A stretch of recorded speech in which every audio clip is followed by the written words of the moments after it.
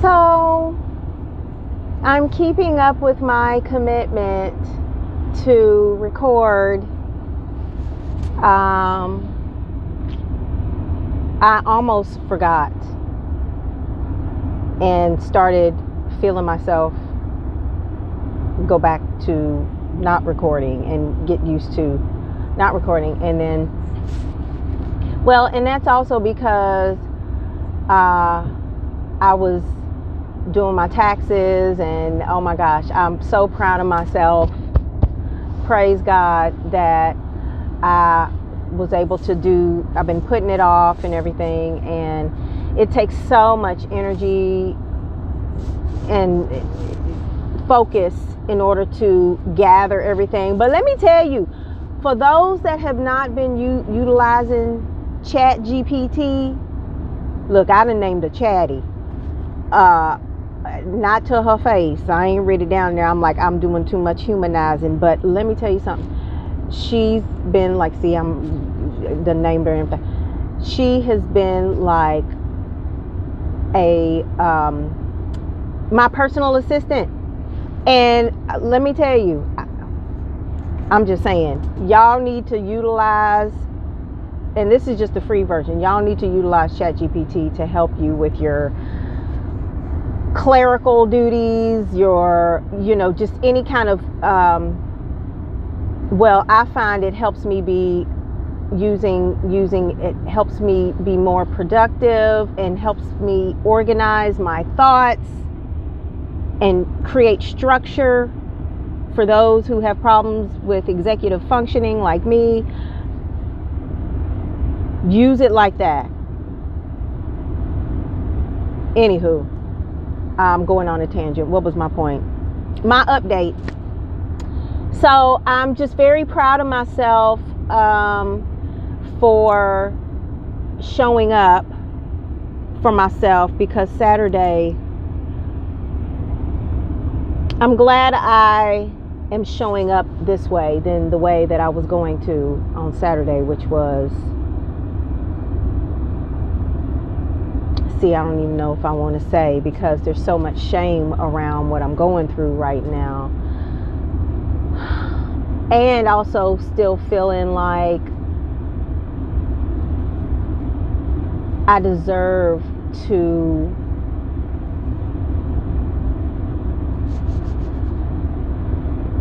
be loved on, and I deserve to feel the way I feel. I'll say that. So just going back and forth with that, since I really hate censoring myself, but I don't know. Let me think about it for a minute, because that's the whole point, right? The whole point is for me to be authentic and transparent, and this is my journey.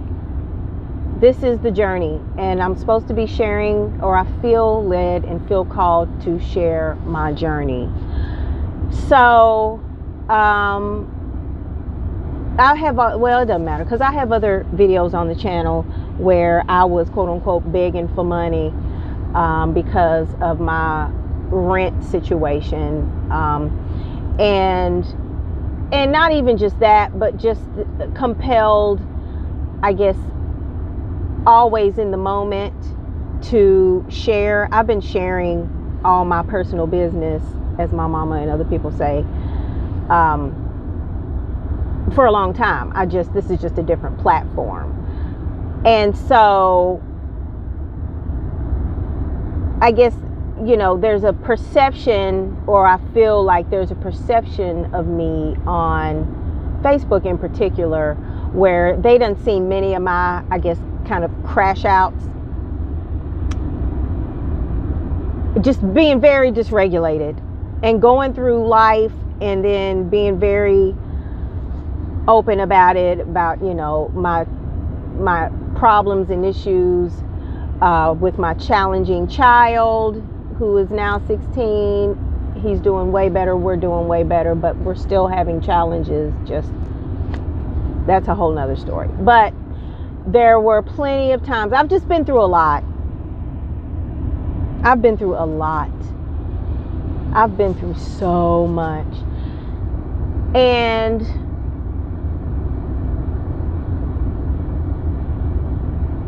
the lesson I have grown to, like, I've been saved a lot financially in particular. I never had financial issues. I mean, I used to never have financial issues up until I became a single mother. And I'm a registered nurse of 27 years, 28 in May, I believe. And I have been struggling. I was living the life, honey. No kids, tricking off my money on whatever, shoes, bags, partying, couple of trips. I did go, I went to Cancun twice. But for the most part, I wish I'd had all these great and grand, wonderful ideas about, creating entrepreneurship and helping people and all these other things when I had all kinds of money. Because it's like I have to be rich in order to do the things that are in my head. I've got to, in order to be of service to myself, my people, and the world, I have to be, see, I don't even like saying rich. Rich has some energy behind it. Wealthy, free, comfortable,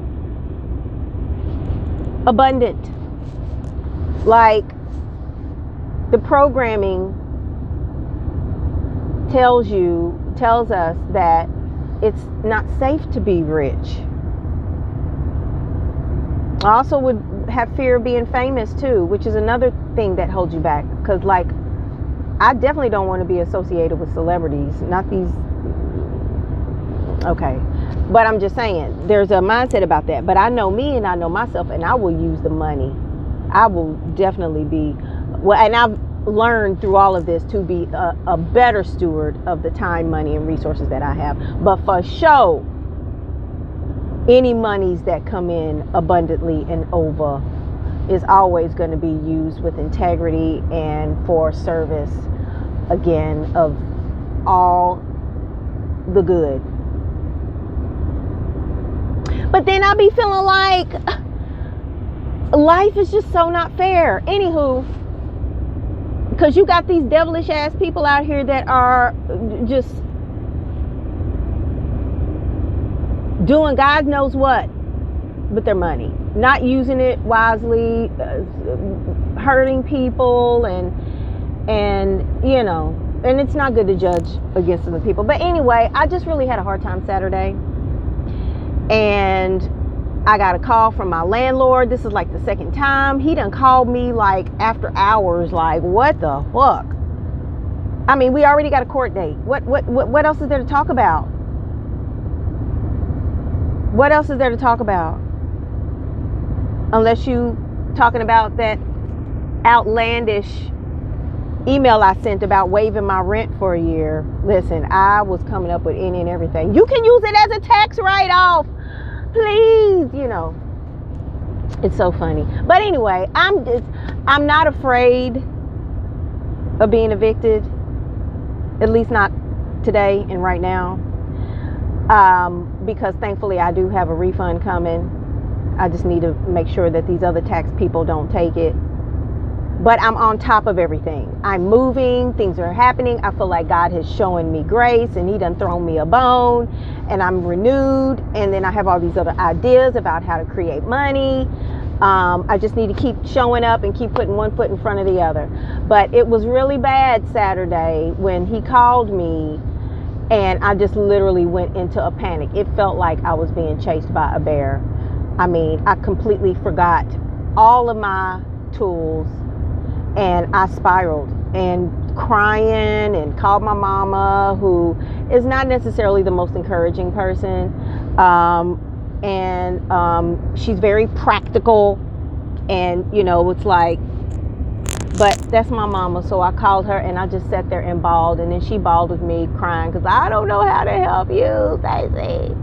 I don't know how to. Then I got into a big, huge, well, it wasn't huge, argument with my baby daddy via text, because it's like,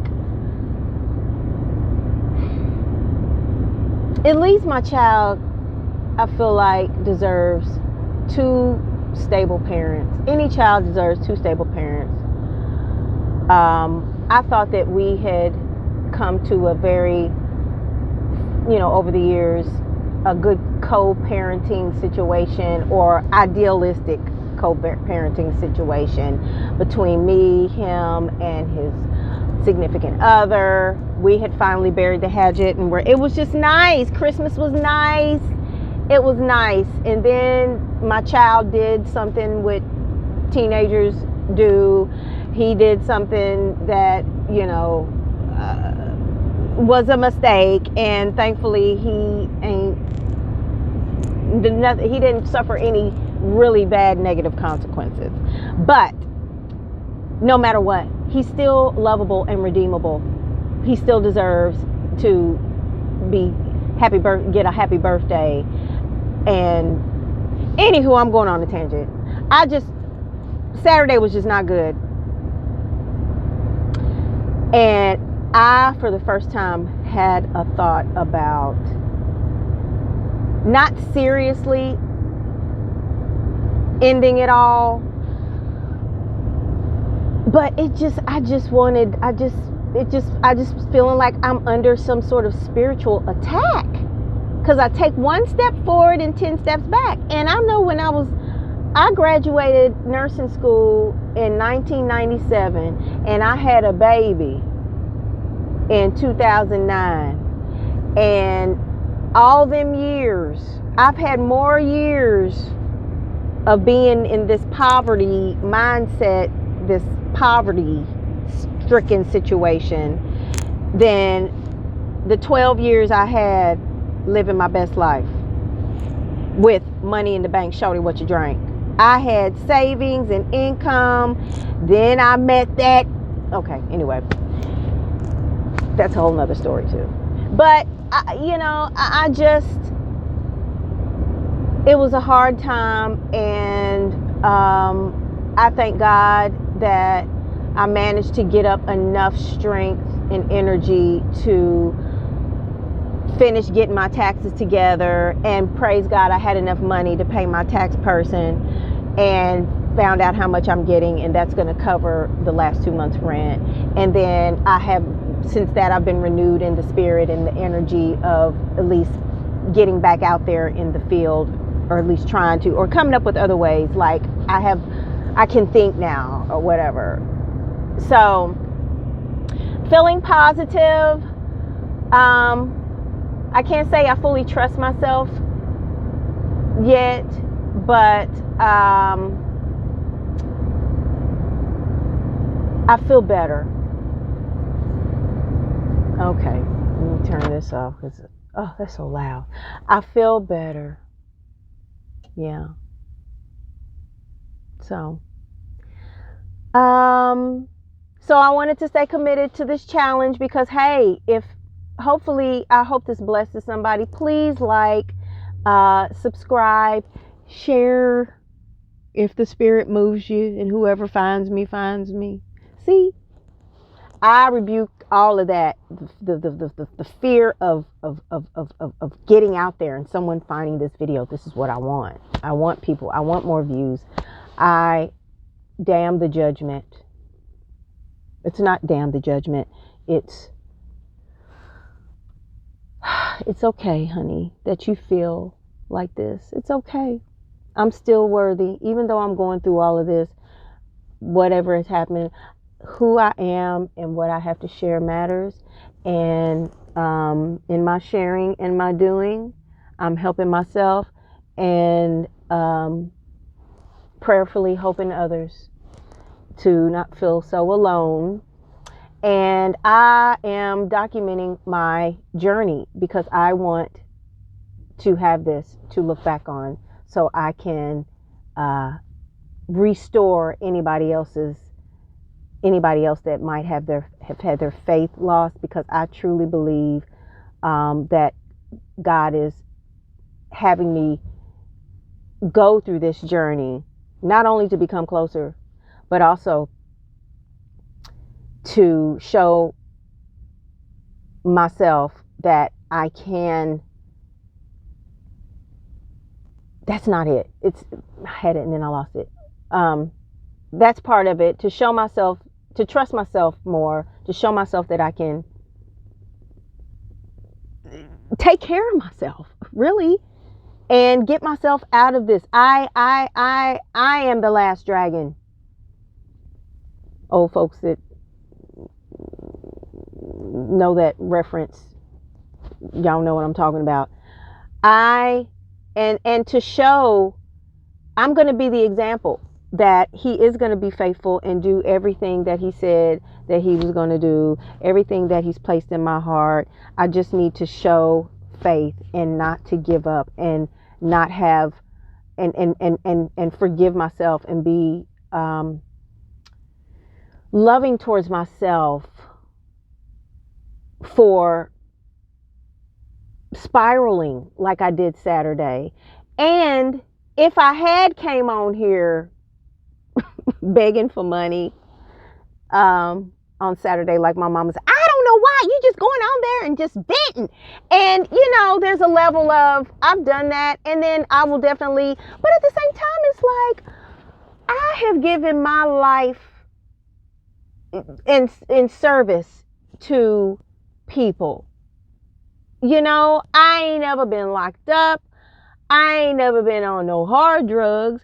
I'm taking care and helping, doing my community service and doing my community and doing everything, being a good mother, trying to do the thing. I just done hit a bad patch. Like, I'm the person that has to go through this.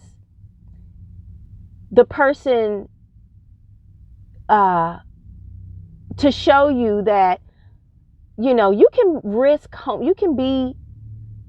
homelessness. Homelessness doesn't just look like the people holding up signs on the street. They look like people like me who have degrees. I have one degree, and licenses, and had money, and had riches, and had whatever, but a health condition, a bankruptcy, a mental health. For me, it's a mental, and I do have some physical issues as well that I'll be sharing later on at some point. But whatever, that prevent you from just moving forward in life, or you just so happen to catch an addiction. Everybody, like, God is showing me that I'm the one to go through this, because I'm also going to be the testimony that shows, so I can have compassion, a greater compassion for people in general, really. Because you just never know what people are going through. You just never know. You never, ever know. So if I'm not ashamed to go get on welfare or drive I'm not going to talk about my car, or, just have any shame about what I'm going through, even though I'm working around millions, people that are making millions every day in the life insurance on my team, people getting regularly, $10, $20, $30,000 a month in deposits, or more,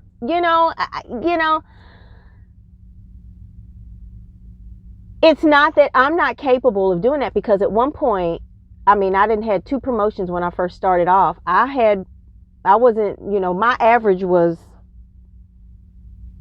I had enough money in the bank where I could go and get school clothes, and I didn't have to look at I still was looking at the price tag. I'm always going to be mindful of that. But I was comfortable. I didn't have to worry about my bills. All my bills were paid. Everything was caught up.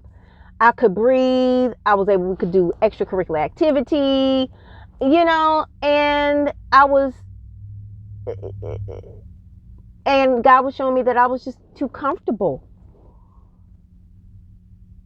I was grateful. I've always been grateful, but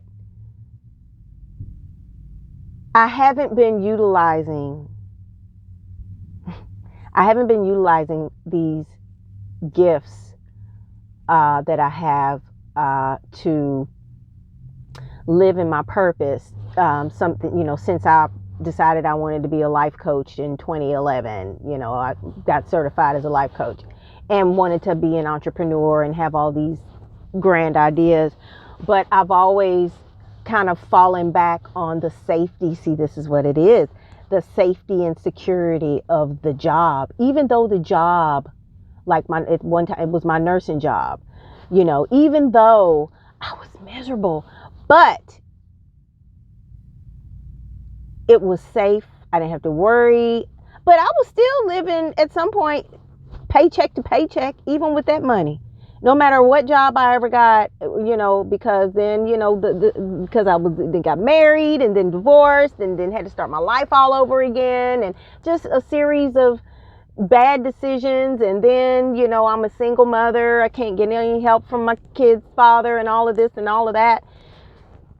And I just got overwhelmed and burnt out and couldn't keep it together anymore. I think that's just what it boiled down to. And, trying to being traumatized by all the therapists that I had tried to find to help me. And it's just dealing with a child that, in and out of facilities and having CPS involved and the police. It's just a lot.